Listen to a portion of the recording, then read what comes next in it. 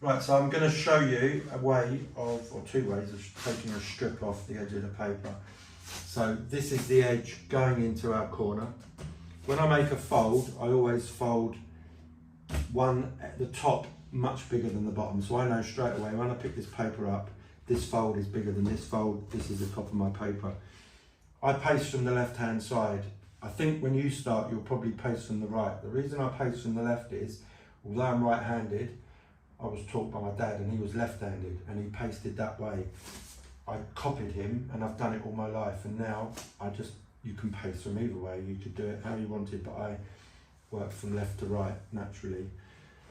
So this is the corner going into the wall. So I'll just spin that round, now it's pasted.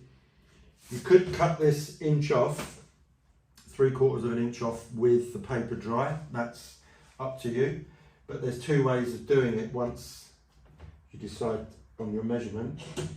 You can get your tape measure, obviously, and then make a little mark. I'm probably going to say, looking at our paper, I'm going to make it an inch, just to be sure. It's always better to be a little over than a little under.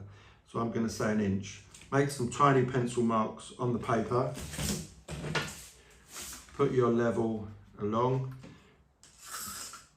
Make your mark, make your cut.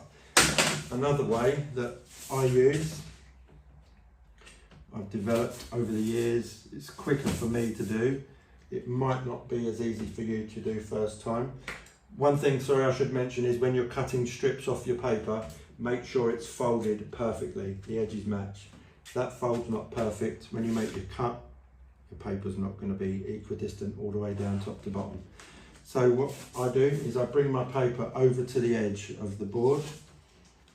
I get my tape measure and I put my finger against the edge of the pasteboard with the metal end of the tape. So I mark that at an inch, my finger's against the edge of the board, and then I run that down. Now this paper isn't great for doing it. Now I've started doing it, I've realised that the paper has got lots of vertical lines in it.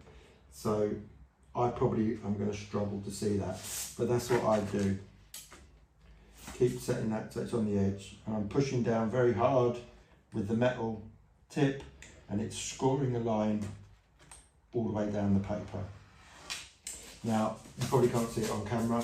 I can see that line all the way up. I'd cut along it. But as I said, two ways of doing it. For you as a beginner, probably the best way is to mark with a pencil, then cut with scissors.